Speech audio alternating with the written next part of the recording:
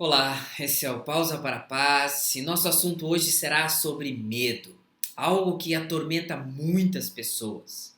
O texto de hoje está em 2 Timóteo, capítulo 1, versículo 7. O texto nos diz assim: Porque Deus não nos tem dado espírito de covardia, mas de poder, de amor e de moderação. 2 Timóteo 1,7. O medo é um sentimento mais comum no ser humano.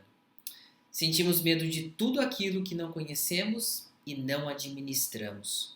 Sentimos medo de pessoas e de circunstâncias. Sentimos medo do conhecido e do desconhecido. Sentimos medo do mundo real e do mundo ilusório, das coisas visíveis e das invisíveis. Sentimos medo dos outros e até mesmo de nós mesmos. Os primeiros sintomas do pecado no mundo foi o medo. Depois que Adão pecou, passou a ter medo de Deus, em vez de deleitar-se no Senhor. Esse medo levou a se esconder de Deus e criar um mecanismo de fuga.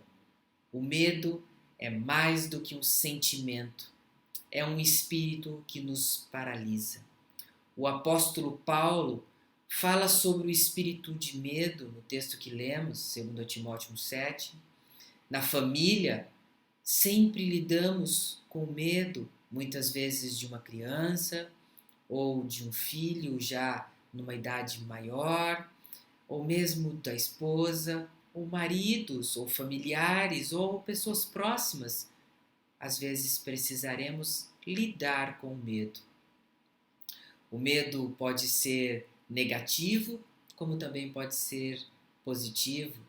Muitos têm medo de doença, outros têm medo da morte, muitos têm medo de casar-se, outros têm medo de ficarem solteiros. Quando o medo é um sinal de alerta diante de um perigo, acaba sendo positivo isso. Porém, o medo nos pode fazer encolher diante de situações difíceis e nos tirar os olhos do Senhor.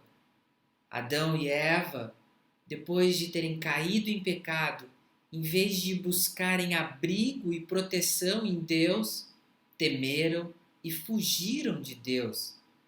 Em vez de confessarem sua culpa, eles começaram a criar mecanismos de escape e assim deram início a grandes problemas quanto ao medo. Em vez de eles reconhecerem o erro e confessarem diante de Deus, eles começaram a acusar-se uns aos outros. Muitos, ainda hoje, por causa do medo, estão fugindo de Deus, quando deveriam estar correndo em busca desse Deus maravilhoso que nos ajuda a lidar com toda e qualquer circunstância que possa nos trazer medo. Não fuja de Deus, se aproxime de Deus, conheça Cristo Jesus. Que Deus te abençoe.